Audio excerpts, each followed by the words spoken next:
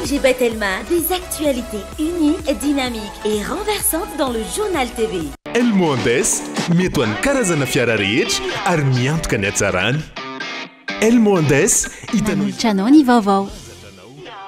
Vaolinna vaovao be. Vaolinna manolotra ho anao ny vaovao. Loto ny olanao, vaolinna ampiasaina.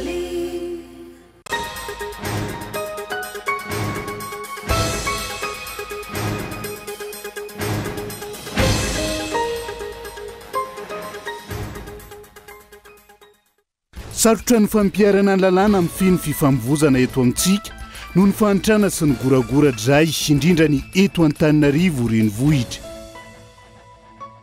Ireo tetikasa no asaina mandovolabe amin'ny solika sy ny fanofana ireo fiaravavety, mpitatitra rano amenony ireo bombonina eto an-drenivohitra sy manodidina amin'izao fotoana izao.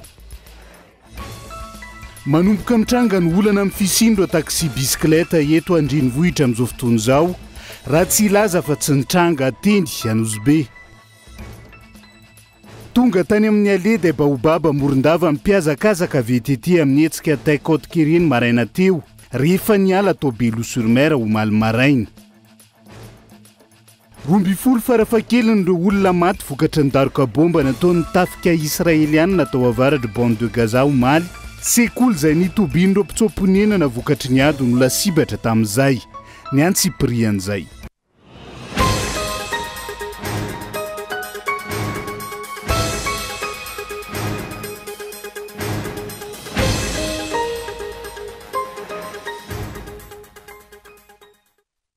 Finaritra hatrany tomboklasy tombovavy tonga soa indray atao anaty fotoana ny fampalalamba avao eto amin'ny fitalavitra kolo amin'ny diality atena ny araba. Manasanao avy hatrany hanaraka ny antsiprian'izay matoa andatsoratra tony mahazatra nonde anokafatsika ny fiarahana amin'ity ala ity. Satrotra ny fampiarana ny lalàna amin'ny feno fifamoivoizana eto amintsika noho ny fanitrana sy ny goragora-dray indrindra ny eto Antananarivo renivohitra. Ny olan'ny fifamoivoizana izay miteraka faty antoka ara-toekarena goavana matoa andatsoratra. Tsy vaovao intsony ny fitoanan'ny fifamoivoizana eto Antananarivo renivohitra.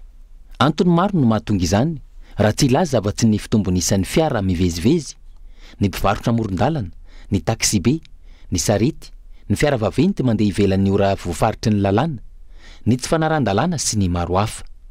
Taona vita izay, ny ampy taksi moto, taksi bisikileta, ary efa misy ihany koa ny siklopos sy bajaja ho an'ny faritra sasany. Ankoatr'ireo, isan'ny mampitohina ny fifamoivoizana eto Antananarivo renivohitra ihany koa, ary nandrenesana fitarenana maro, ny fisiany ireo fiara tsy salama, maty eny am-pandehanana. Vokatr'ireo rehetra ireo, very adiny 2 na adiny 3 isan'andro ny olona iray. Efa maro ny fepetra noraisina manoloana izany, ka na iza ny tondra ny tanàna, samy nanolotra sy nanome sosokevitra avokoa, hamahana ny olona ny fifamoivoizana. Ao ireo nanamafy ny fampiarana ny lalàna amin'ny feno fifamoivoizana, ka nampatsya fa ny arabe natao ho an'ny fiara, ny trottoir natao ho an'ny mpandeha an-tongotra, ny tsena natao ho an'ny mpivarotra. Ao ireo niroso tamin'ny fanesorana ireo sarety, mipetraka manala entana amin'ny faritra fandehanan'ny fiara, izay miteraka fitoanana ihany koa. Na ihany koa, ireo niezaka nandamina ireo fiara vaventy, mitondra entana ka nanala izany any anaty arabe. Ary efa nisy nandamina ireo moto nijanona amin'ny toerana tsy tokony hijanonany. Nirosona ihany koa taty aoriana ny fametrahana caméra de surveillance. Ezaka natao avokoa izany tadiavana vahaolana amin'ny fifamoivoizana, saingy tsy nahitana fahombiazana. Taty aoriana, nirotsaka nitsehatra mivantana ihany koa ihany rajoelina, ka nametraka ilay teleferika. Tsy nisy vokany ihany koa hatreto, noho ny antony izay efa fantatry ny rehetra. Fehiny, omaly tsy miova, vao mainka aza mitombo ny olana amin'ny fifamoivoizana amin'izao fotoana. Amin'izao fotoana, tsy misy fiantsona ny taksi be eto Antananarivo na iray aza, ka tsy ahitana moto na bisikileta mijanona. Tsy misy faritra na iray aza, ka tsy ahitana mpivarotra ambony trottoir. Izany hoe, goragora tanteraka ny fampiarana ny lalàna amin'ny feno fifamoivoizana. Mameno ny sisin-dalana 2 ireo mpivarotra. Mitaingina sy miakatra eny ihany koa ny fiara sasany rehefa mijanona. Vokany, tsy hita ny mpandeha an-tongotra intsony ny lalana natokana ho azy, ka lasa mandeha eny amin'ny arabe izy ireo. Lasa tonga ho azy ny korontana. Ankoatr'izay, maro amin'ireo takelaka silamina, ianarana no tsy hita intsony eny amin'ny arabe. toy ny jiro telo soratra, ny tsipika mandry amin'ny tany, ny jiro maloloko, ny takela-by sy ny sisa. Raha ny voalaza ny lalàna mifehy fifamoivoizana, sokajianao mpampiasa lalàna avokoa ny mpamily fiara misy motera na tsy, ny mpandroaka biby pitarika, mpitondra entana na fiara fitaingina, ny mpandeha fiarakodia ary ny mpandeha tongotra. Sarotra ny verenana amin'ny fampiarana ny lalàna raha tsy ireo rehetra ireo no manaja izay tandrify azy avy. Hitantsika izany tamin'ny zavanitranga teny Anosibe, ny olana nisy teo amin'ny polisy munisipaly sy ireo mpanao taksi bisikleta. Mila fanabeazana ary mila vahaolana matotra sy mahomby ny fifamoivoizana. Raha samy manao izay tiana atao, faty antoka anao teraka izany ho an'ny rehetra. Iverenantsika ny makasika an'izay tranga teny Anosibe izay rehefa avy eo, fa ireo tetikasa no asaina mandovolabe amin'ny solika sy ny afanofano ireo fiara vavety, mpitatitra rano amenondro bombonina eto Antananarivo sy ny renivohitra amin'izao fotoana izao. Na teo azan'ny filazany ny ministry ny rano, ny fidiovana sy ny fanadiovana, fa ny JIRAMA no miantoka izany. Tranga izay mety atezitra ireo mpiara-miombonantoka amin'ny Madagasikara, mamatsy reny tetikasa samy hafa ireny. Ka eto Andriatsilavo.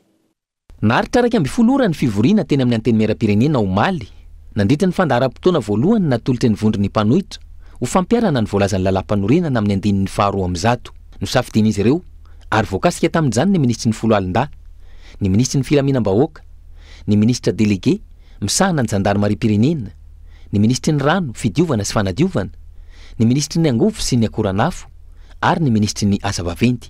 Nandritra izany, nilaza ny ministry ny rano fa ny JIRAMA no miantoka ny fandaniana amin'ny solika sy ny fanofana ireo camion mamatsy rano, ireo bombonina misy 710 naparitaka eto Antananarivo renivohitra sy ny manodidina. Rehetra dia nisy nanome ohatra hoe ny gouvernement voatahiry tsara misy compte mazava ao ary rehefa tonga ao amin'ilay hoe centre opérationnel rano isika dia afaka mijery daholo ny rehetrarehetra. Misy compte mazava hoe zao fomba fandanimbola izay natao tamin'io. Ny koan'izany rehetrarehetra zany JIRAMA no miantoka ny carburant satria adidiny zany, à l'interne zany izy zany ny financer carburant, ny koan'izany rehetrarehetra zany voalaza ao daholo. Tsy izany nefa no zava-misy. Terena ireo chef de projet amoka vola, fandraisana anjara amin'ny fampandehanana ireo camion ireo.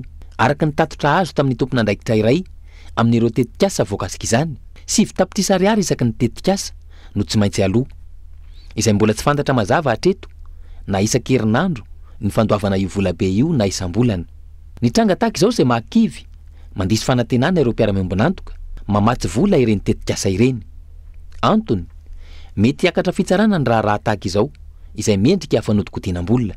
Anahoana moa ny zava-misy eto Madagasikara raha tezitra amintsika ireo mpiara-miombonantoka noho ny zavatra tahaka izao, ka tsy hanohana, tsy asa eto amintsika intsony. Ahoana ny toerana misy any Madagasikara raha tsy misy ireny tetikasa ireny? Ny azo antoka aloha, voaporofo indray ankehitriny fa tsy mijery lavitra ny mpitondra fanjakana, fa miaina amin'ny anio fotsiny ihany. Alaina ny ady tsy hanampiana ny aroa raha misy ny olana. Nalaina ny volan'ny fampianarana amatsiana solika eny ambomanam-bola. Izao indray, alaina ny volan'ny tetikasa izarana rano amin'ny bombonina. Tsy misy drafitra mazava ary vahaolana miteraka olana hatrany no aroso ny mpitondra fanjakana. Anohana tsy misy fepetra ny kandidata Ina Razafinjoelina amin'ity fifidianana ben'ny tanàna ity ny antoko MFM Antananarivo renivohitra. Araka ny fanambarana nataon'ireo mpikambana anatin'ny antoko tamin'ity androany ity. Mifanaraka amin'ny avinany antoko ny avinany kandidata Ina Razafinjoelina ary hita taratra ihany koa amin'ny fahaiza-manao sy ny traikefananany ahafahana manatanteraka izay. Daniela Minorso. Mifanaraka amin'ny vinany antoko MFM Antananarivo renivohitra ny vinanana ny kandidata Ina Razafinjoelina, raha tsy laza afa-tsy ny fanomezany lanja ny fanabeazana ohatra antony anohanany ireo mpikambana anatin'ity antoko ity an'ity farany araka ny fanambarana izay nataon'izy ireo androany. Hita Ina Razafinjoelina izay azo antoka fa manana fahaiza-manao sy traikefa hoentina manatanteraka ireo vinandra ny fanambarana. Matoa ny MFM manona ny Ina Razafinjoelina dikan'izay efa misy traikefa ihany tafitany amin'ny tokontao Ina Razafinjoelina. Momba ny aty amin'ny tanora indray kosa ao anatin'ny vina no ahitantsika an'izany satria ny vinan'Andriamantoa Ina Razafinjoelina dia mazava tsara fa manome laka sy asina tanora. Ao anatin'izany ny ohatra iray fotsiny moa teneniko ivitoerany taloha zany hoe mampiasana silaka zany hoe mampita fanabeazana tsisy zavatra ataoko hoe tsisy zavatra amboniny fanabeazana angamba aloha raha ny fantatro aloha fa matoa mampita fanabeazana dia mampita trakefa zany ny trakefa raha mampiavaka anazy dia mahitsy koa milaza amin'ity hoe amin'ny mampanabe aloha raha izay satria matetika isika rehefa manao politika dia matetika tsy ao anatin'ny tontolon'ny fanabeazana no tena mamy majan'izay fanaovana politika izay ity Andriamatoa Tahina nefa ny amin'ny mampanabeaza dia mametraka an'izay tsy izy hoe fanabeazana izay ny anankiray ny faharoa dia mametraka tsara ny MFM mavinavina le toanana mantsy ny tena toanana fa misy amin'ny maha-olona koa ny anoanana ny amin'ny maha-olona dia ny intégrité izay iraisan'ny Andriamatoa Tahina amin'ny MFM ny intégrité. Jaivina nandrotsaka mpanolo-tsaina miisa roa iray lisitra amin'ny kandidata Ina Razafinjoelina amin'ity fifidianana ben'ny tanàna ity ny avy eo anivony antoko MFM Antananarivo renivohitra. Nahitana fahombiazana ny fandinana ny fako lasa zezika eto amin'ny tanàna Antananarivo renivohitra araka ny fampiarana amin'ny tanterahana teny ilany vato anosipatrana voafeny fako madio ihany koa ny tanàna ary miteraka asa ho an'ireo tanora maro ity tetikasa tsotra sy mahomby iarahana amin'ny kandida ben'ny tanàna eto Antananarivo renivohitra Tahina Razafinjoelina ity onona saina. Taorian'ny fiofanana niroso tamin'ny fampiarana ny fanodinana ny fako ho lasa zezika ireo mpisitraka ity tetikasa iarahana amin'ny kandida ho ben'ny tanàna Tahina Razafinjoelina ity. Teto ilany vato anosipatrana no anatanterahana izany niarahana tamin'ireo mpiara-miasa.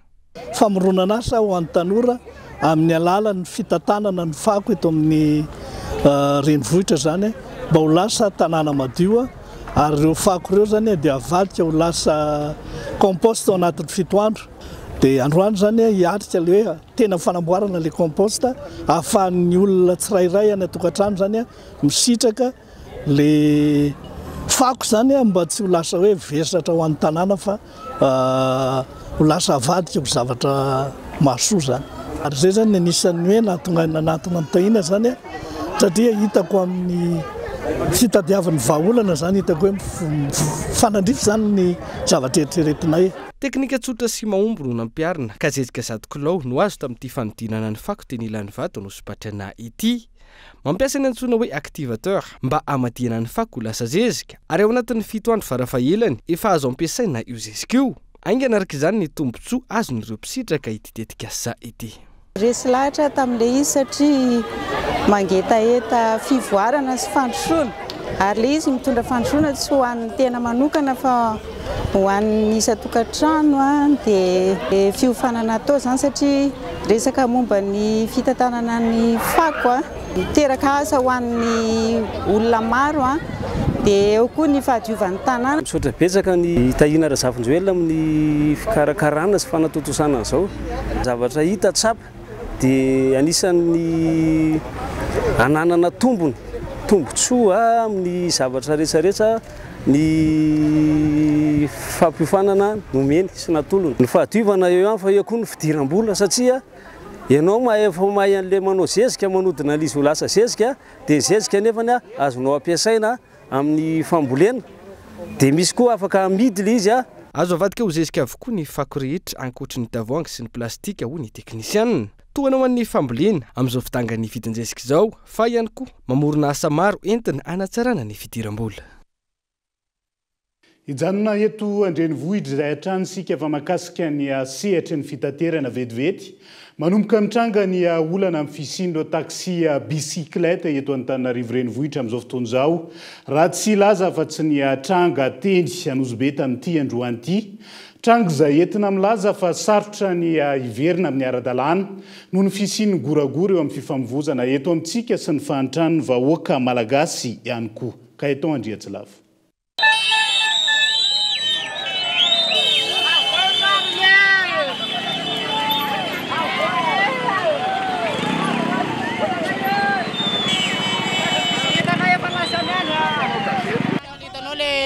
Mavoan'le municipal akany voly zay nefa zay mampitady amin'izao inona zany no hoan'ny vady aman-janaka anay zany loha zay mba hiady ao anay amin'izay alainy ny bisikileta anay dia mena 25 izy na tsy mena ray alina dia tsy mety momeny ny bisikletanay lo zay asy lo mpangalatra ny ny anakanana anay lazaina hoe manery lalana atao daholo zao zavatra rehetrarehetra zao anafoanana anay ny ampidinina zay any any lalina pave na ohatra hoe mijanona kely amin'ny maka olona ve zay dia tonga ve dia hoentina ny bisikletanay dia antoavana 5 alina. Araka izany nanao etsika fitakiana tsy manaiky ny fomba fiasan'ireo polisy munisipaly ireo mpanao taxi bisikleta eny Anosy-Be.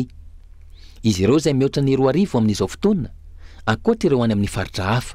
Noho ny tsy fisiany asa no antony anaovana taxi bisikleta tahaka izao raha ny fanazavana izy ireo ka angatahana ny asa ampilaminana. Dia le mitady amin'ny famarinana ohatranay izao indray zay nefa tsy emikatrany amin'ny artiklasy rehetrarehetra any vao mihinan-kanina mba dia manjanaka e.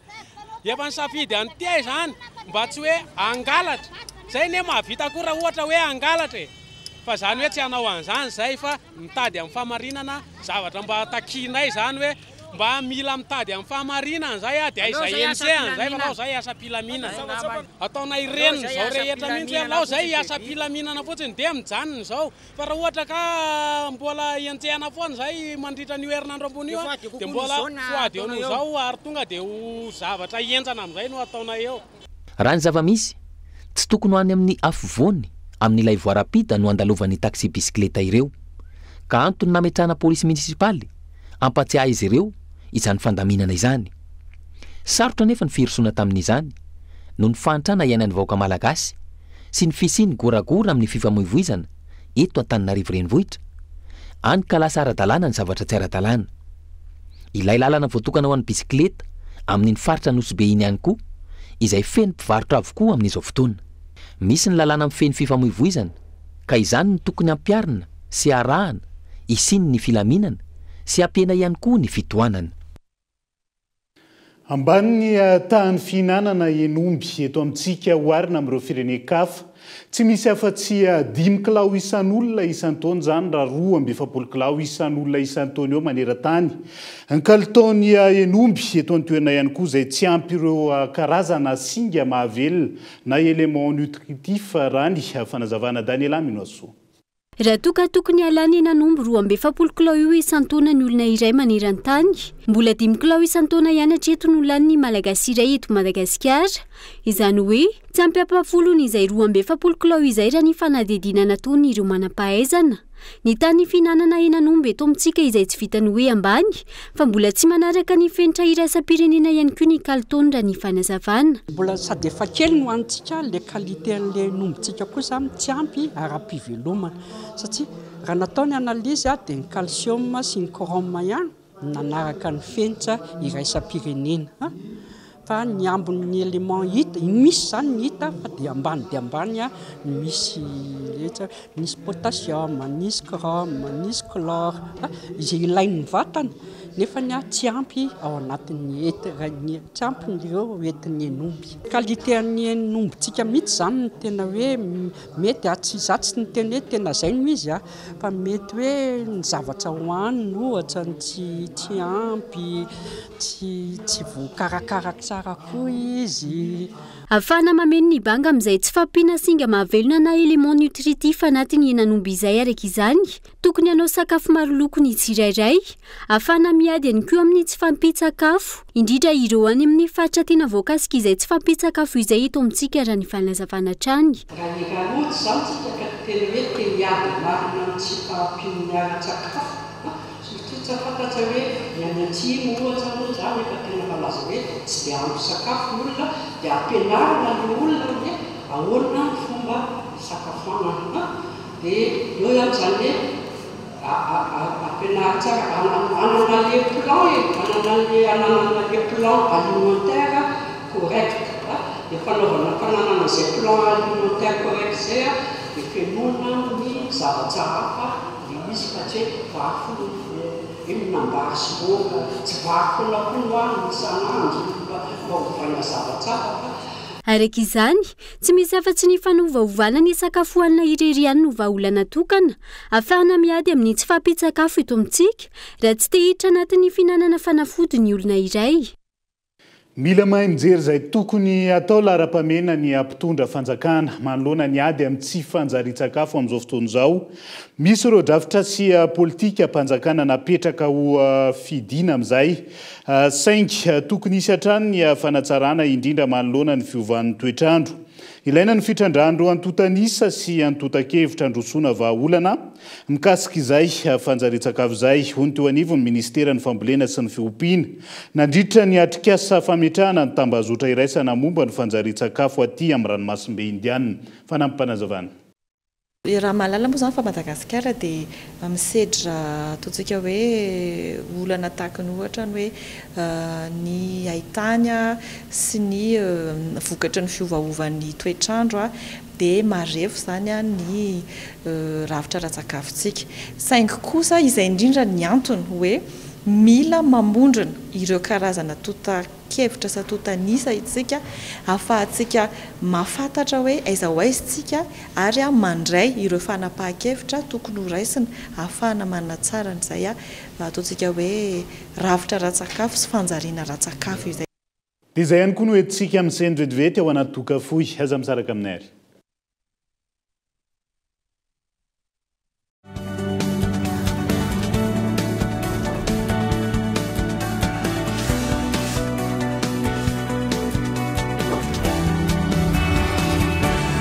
Efa ela nanasako lamba fa ity vovon-tsavony Pauline ity afa mihitsy kely fotsiny ane dia efa ampy e. Way, ary tena mandroatra be malefaka ery lamba tsy mila mikosika be akory sady tsy manimba tana. Pauline 80 formule matanjaka miaro ny loko mampangirana sy manamanitra ny lambanao mandroatra be mahavita lamba betsaka sady manitra. Vaolina anitra vaovao floral sy exotique afaka nadiovana fitaovana fa ihany koa toy ny fiara fitaratra lovia karo. Vaolina vaovao be floral exotique lavande original lotony olanao vaolina ampiasaina.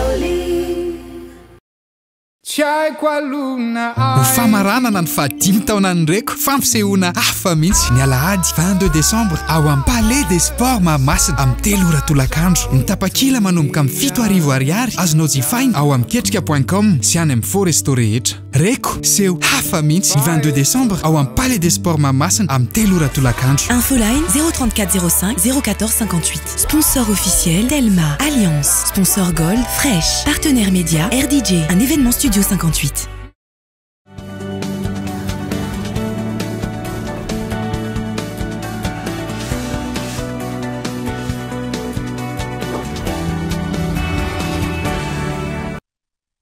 Manatitra ny arabatra ny tongolasy tongovavy tonga soa indray atao anatin'ny tapany faharoa amin'ny fampalalam-baovao amin'ity ala ity santarantsika izay ambany tahany fareta ny fandrarana ho an'ny mpandrarava ho misandratra raha ny eto amintsika amin'izao fotoana izao. Ilaina mafisina araka izany ny fahaiza-manao sy ny trakefana izy ireo. Hoy teo anivon'ny Club des Entrepreneurs Madagascar, entreprise aina avao. Tontosaina mandritra ny 2 andro etsy Antaninarenina manoloan'izay ny andiany fahenina amin'ny Forum National des Entrepreneurs iarahana amin'ny MED na Madagascar Entreprise Développement Fitinokolona.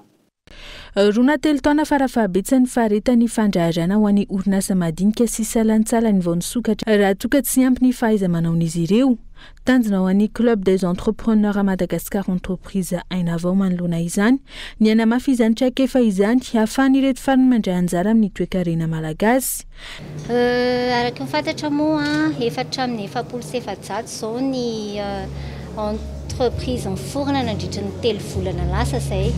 Nefa izay indrindra nanaovanay an'io thème io hoe maharitra tokoa ve ny entreprise amin'izao fotoana izao sa ao anatin'ny 2 taona 3 taona dia efa mikatona dia izay nanaovanay an'io mba hirenforcena anazy toromarika sy ohatran'izany.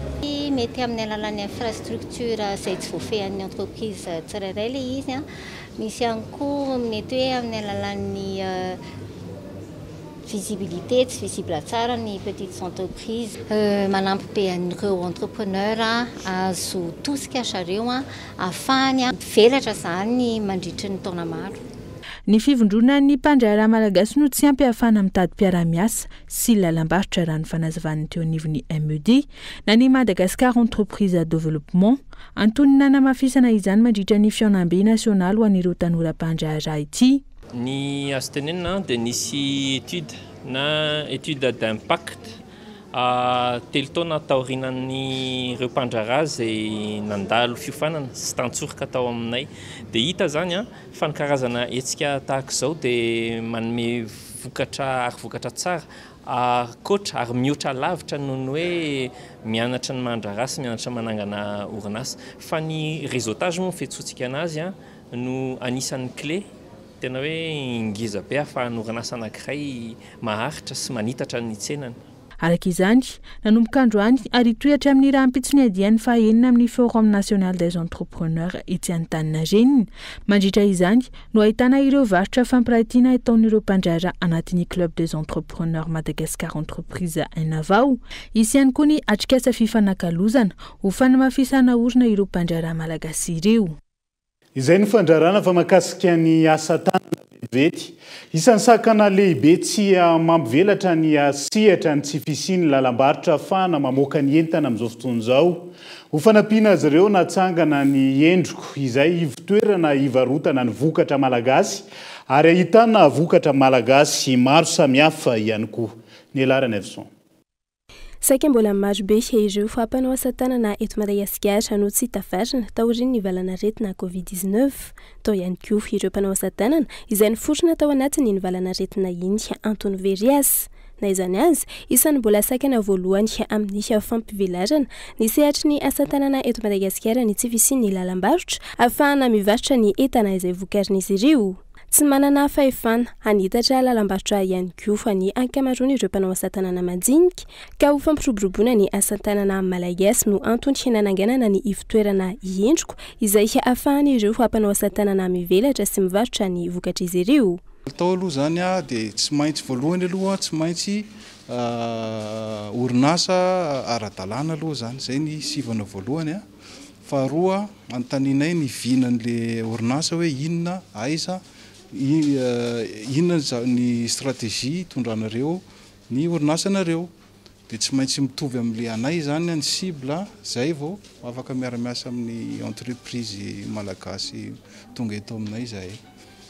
Dia mijerena koa zany misy efa misy mijery qualité atao aminay mijery ny qualité ny produit manontany ny amin'ny ara-dalàna ohatra ny hoe ny certificat ny consommabilité sy ny ohatran'izany ahafahana hoe manasivana tsara hoe reto ny olona afaka miara. Vokatra maro hafa ihany koa fa ny hita amin'ny ivitoerana endriko. Ohatra amin'izany ny sakafo, ny produits cosmétiques izay vita malagasy avokoa ary ireo asa tanana mampiavaka any Madagasikara. Nampivelatra ireo fampanao asa tanana ny ivitoerana raha ny fanazavana.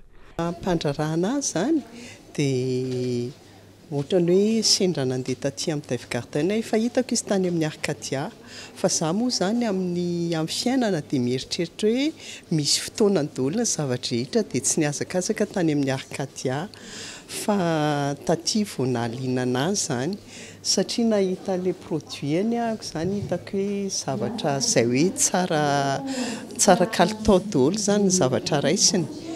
Dia izay nanintona tamin'ny fiaraha-miasa dia tena marina lazainy satria efa ina moa zany ilazana anazy efa présentation fandroany ianao io efa natsaraina zany fa talohan'izay izy orange izay ny lokon'le doipak.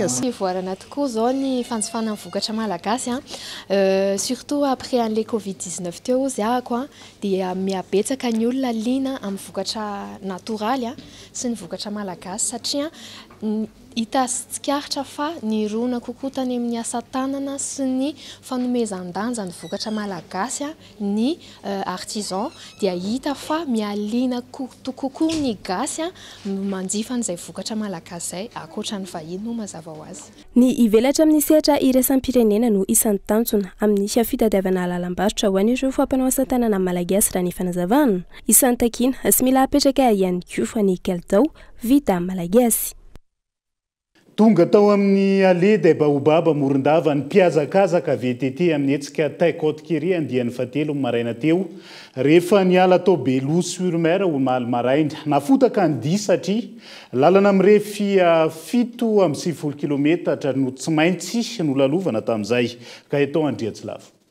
Niala tao Belle-sur-Mer omaly vao mangiran-dratsy ny ekipa ny Tekotokere andiany fahatelo. Lalana mirefy 7 kilometatra no diavin'ireo mpakafy VTT. Tanjona ny fahatongavanao Morondava ny Ariva. Noho ny antony ny fiakaran'ny ranomasina Marehaute, dia voatery niakatra nandeha fiara avokoa nefa ny mpandray anjara. Etsy andaniny ihany koa, lalam-pasika no tena betsaka, ka noho izany, nisy kilometatra maromaro no vitaina tamin'ny fiara avy amin'ny mpanohana. Le Tekotokere aloha zany tena azo lazaina hoe zavatra vaovao be ho anahy mihitsy satria zaho mbola tsy nanao raidy hatramin'izay.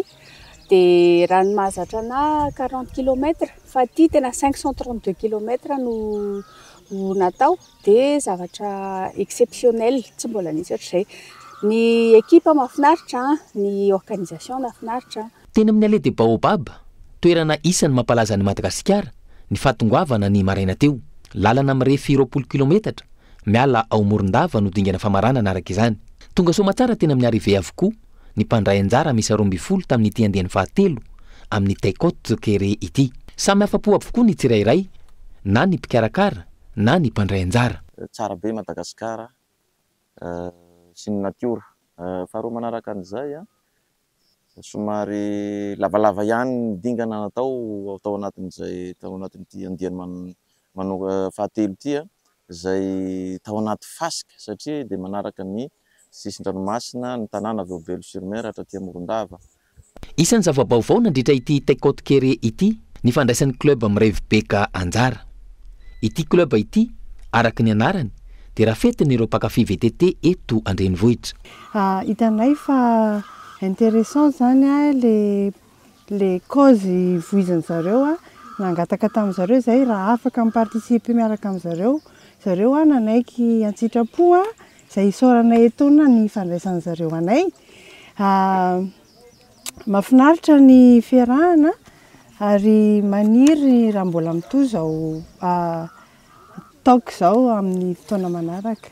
Isan'ny miverina matetika ny hoe fanampiana mpiarabelo na ny atsimo amin'ny tsy fampindrany fisotro mandritra ity hetsika Tekotokere ity hatramin'izay nisy ny 3 taona lasa zay. Tsy mivoana amin'izany tokoa mantsy ny tanjona araka ny fanazavany ny mpikarakara ny hetsika. Raha ny tanjona tamin'ny nanomboka ny Tekotokere dia hoe mijanona ny Tekotokere rehefa vita ny Tour de Madagasikara zany. Amin'izao fotoana izao zany tsika eo amin'ny atsasany eo ny vita. Satria niainga tany Tamatave tsika tamin'ny édition voalohany tonga tamin'ny Fort Dauphin. Aveo tsika niainga teo Fort Dauphin tamin'ny herintaona tonga tao Tuliara. Dia zao tsika ity tonga eto Morondava avy niainga tany Tuliara. Raha ny tokony ho izy zany dia nitohany amin'ny herintaona dia manomboka eto Morondava tonga ny Majunga. Fa eo moa zany ny fikarakarana mbola be da be sady ny Tekotokere toa tsy tapitra amin'ny fataperan'ity azakazaka bisikileta nataonay ity. Fa eto vao tena manomboka zany ny fanangonam-bola sy ny fananganana le fotodrafitrasa no lazaina ho tanterana amin'ny anaran'ny Tekotokere. Araka izany, misy ny fikambanana mandray ny vola voangona izay manara-maso ny asa amin'ny fananganana sy ny mpian-drano any Ambofimbe. Rafitinina no tiventiny ny rano natsakaina tamin'ity Tekotokere andiany fahatelo ity.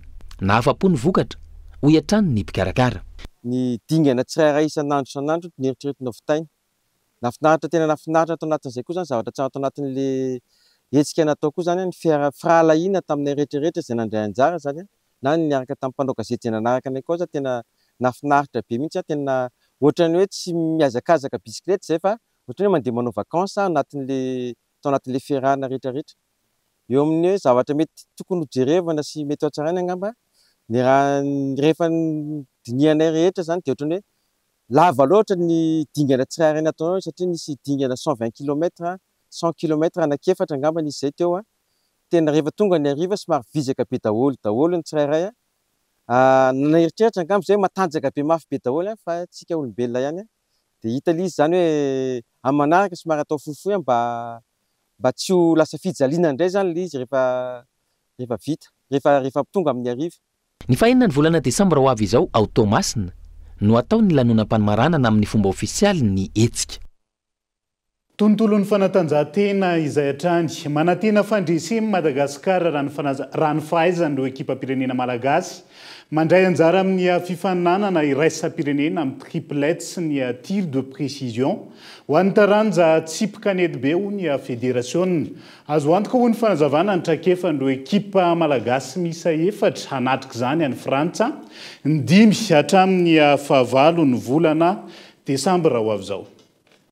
Efa vonina tanteraka ireo ekipa-pirenena malagasy izay anatrika ny fifaninanana iraisam-pirenena na ny championnat du monde amin'ny triplette et tir de précision izay atao any Frantsa. Mahatoky tanteraka ny fahaiza-manao ireo mpilalao ny fédération ny fanatanjahantena ny bola eto Madagasikara. Misy 12 izy ireo tany am-piandohany nanao ny fifanitsanana izay andrafitra ny ekipa-pirenena malagasy. Ireo 4 mendrika indrindra tamin'ny vokatra ny noisolotenan'ny Madagasikara amin'ny fotoana io. Fa izy efatra amin'ny rahalahy ireo dia efa nitondra ny laharana voalohany tamina tournoi tamina compétition nationale natao tany a France tamin'ity saison 2024 ity.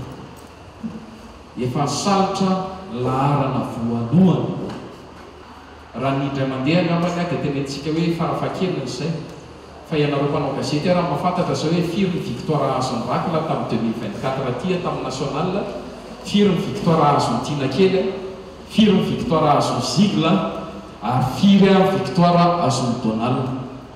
Fa fantatrareo tsara fa efa salotra ny laharana voalohany izy ireo tamina tournoi national ary eo anatin'ireo tournoi national izay nisaloran'izy ireo ny laharana voalohany izay dia misy andrarezon'ny pétanque foana any anatin'izy ireny. Christian Andriatsehino izay fantatra amin'ny anarana hoe Rakla efa tompon-daka ny iray amin'izany. Ao Rakoto Niaina Faradina, Jean-François Rakotondrainibe ary Faly Andrianantenaina. Izy ireo no isolotenan'ny Madagasikara ny Dijon France ny 5 hatramin'ny 9 ny volana Desambra ho avy izao. Tsy ahivana tamin'ny taona 2024 no nisalotra farany mahatompon-daka maneran-tany amin'ny lalao pétanque Madagasikara raha toka tamin'ny taona 2024 no nandresy tamin'ny championnat tir de pression junior ny Malagasy. Mandray ireo fiaraha-miasa rehetra ny fédération iran'ny fanazavana isany amin'izany Telma izay manohana akaiky ireo ekipa-pirenena Malagasy. Ikarakara hetsika lehibe ho famaranana ny hetsika 7 alahady natao hitrotronam-bavaka sy angataham-pitahina amin'Andriamanitra ny eo anivon'ny fiangonana Evangelique Chaîne ny alahady ho avy izao. Fotoam-bavaka lehibe sy fiombonan'ny kristianina rehetra no entina manamarika io alahady io izay ho tontosaina etran'ny Palais des Sports Mahamasina Christian Ndimby. Ho famaranana ny hetsika lehibe 7 alahady izay karakaraina fiangonana Evangelique Chaîne isan-taona ho karakaraina etsy amin'ny Palais des Sports Mahamasina amin'ny alahady 10 ny volana Novambra ho avy izao ny hetsika lehibe natao hitrotrona ambavaka sy angataham-pitahina amin'Andriamanitra izay anasana ireo mpino rehetra sy ny mponina eto Antananarivo. 7 alahady io dia fotoana izay anaovana fotoam-bavaka miavaka misaotry ny isan-kalahady rehetra izay mandritry ny alahady anankifito dia isan-taona izy io misy lohahevitra vaovao foana. Tamin'ity ilay lohahevitra dia hoe avec Dieu tout est possible. Dia ho farana netsy amin'ny Palais des Sports ity fotoana lehibe ity amin'ny alahady 10 novambra izao. Famarana ny 7 alahady izany alahady 10 novambra etsy amin'ny Palais des Sports fotoam-bavaka lehibe lohahevitra ilay izy dia izay ihany avec Dieu tout est possible. Fotoana io dia anasana ny olona rehetrarehetra vahoaka n'Antananarivo na iza tsy ankanavaka mba ho avy. Fantatsika tsara fa ao anatina olana fahasahiranana fifampitolomana ny olona. Asa mitady izay ve no vahaolana hamana ny olana satria aminay zavatra rehetra hain'Andriamanitra tao. Betsaka no efa nahita fiovam-piainana tamin'ny alalan'ny vavaka ka izay no anton'izao hetsika lehibe tahaka izao ho iatran'ny ny fanazavana. Ny 7 alahady dia efa fanao isan-taona izy ity fa ny lohahevitra fotsiny no miova ary be dia be ny olona efa sitrana, be dia be ny olona korotana tokantrano na rary nentina bavaka tao tamin'ny fotoana ny 7 alahady, ny olona rava fiainana tamin'ny fotoana io dia niverina ny fiainana ny restauren'Andriamanitra, sitran'Andriamanitra izy ka dia manasanao izay ao amin'ny fiangonana Église Chaîne ao amin'ny foibe dia ao amin'ny palais des sports nanaovantsika n'izany fotoana zany. Fotoana tokony hitodian-domakany amin'Andriamanitra ny andro miavaka tahaka ny amin'ny alahady ho avy izao raha ny fanazavana hatrany. Tsarofo fa ity vanim-potoana ity tsy mitovy ny alahady rehetra. Tena vanim-potoanan'Andriamanitra fara amin'ny Baiboly ny jerena tena saison'Andriamanitra zao hitahin'Andriamanitra ny vahoaka. Ho zay aminao hoe tsy vanim-potoana kisendrisendra no andrenesanao anay fa vanim-potoana tena mangin'Andriamanitra anao. Amin'ny fahasahiana no itenenanay sy amin'ny finoana fa fotoana zao ionanao amin'Andriamanitra hoetiny marary atao amin'ny olona zay manana olana fa marina loatra ny slogan ny fiangonana sainina hoe tsy mitory tsy misy profy izay. Dia mampanatenanao zay fa iona amin'Andriamanitra ny fagakany ianao sy ny fahalehibiazan'Andriamanitra satria loha hevitra io dia tena lehibe sady tena miavaka.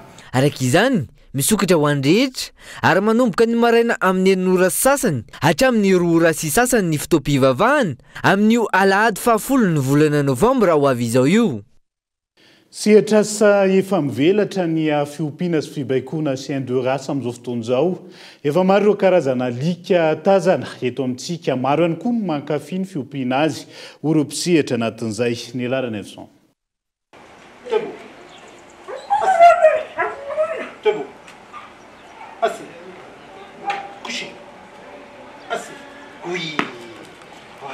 Sy aperina efa manomboka mivelatra sy mahazo vahana eto Madagasikara amin'izao ny fiompiana sy ny fivarotana ary ny fibaikona chien de race. Efa maro ny karazana ireo fa chien de race tonga eto Madagasikara ary maro no efa manao izany. Izy no rakotomam-pionina sy lofozo izay mpiopy sy mpivarotra ary mpibaiko alika. Efa nandritra ny 12 taona izy no nanao io asa io raha ny fanazavana ary nanomboka tamin'ny kely indrindra izy no nivelatra. Izao efa manana karazana alika eo amin'ny 7 tenany ary isan'izany ny Chien Corso sy ny Rottweiler ary ny maro hafa ihany koa. Tonga natafiditra tao dia voalohany aloha izy io zany ohatrany hoe fa lalana efa tokony nandehana satria efa fahazazana dia efa tia alika. Rehefa taty aoriana rehefa ny alibe dia asa hafa no natao fa saingy tafaroboka tao anatiny zany fampianarana zany satria liana tamin'ireo zoky teo aloha nahita maso ny tena dia liana. Tao anatiny dia nanaraka ny formation tao amin'ny gendarmerie ny tena koa sortant de la gendarmerie ary certifié tamin'izany fianarana izany.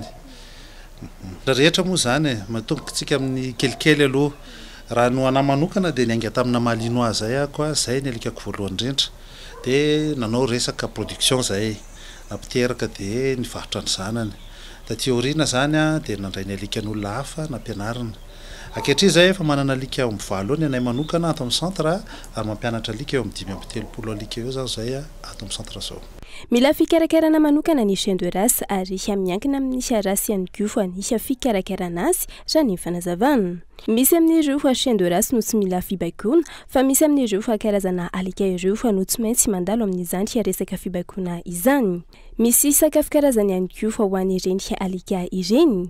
Miankina amin'ny rasiny kosa ny vidin'ny alika iray raha ny fanazavana hatrany. Alika eto Madagasikara dia tena efa miroborobe ary presque efa paritaka betsaka ny manana antsika malagasy ary mafaly hoe miezaka koa tsika malagasy mampiditra rasy vaovao zay mbola tsy misy eto dia efa misy miezaka mampiditra mba hanatsarana sy hampiakatra ny niveau ny chien de race eto Madagasikara.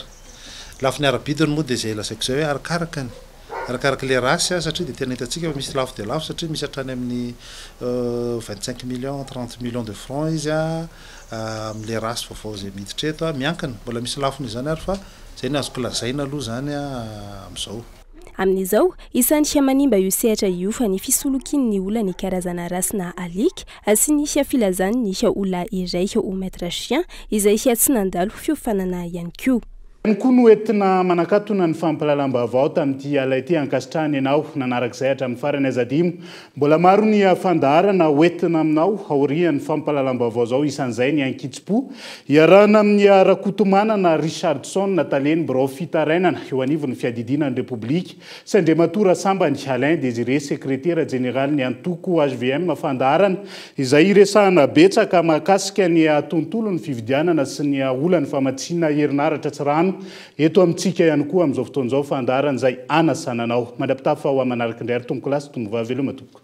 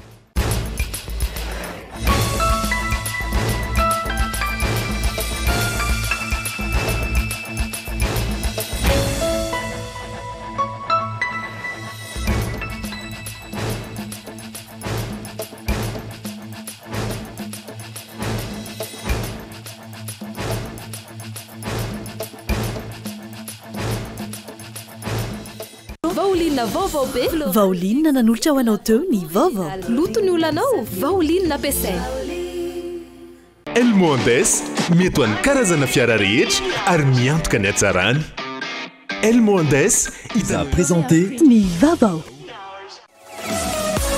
5G Telma, des actualités unies, dynamiques et renversantes dans le journal TV.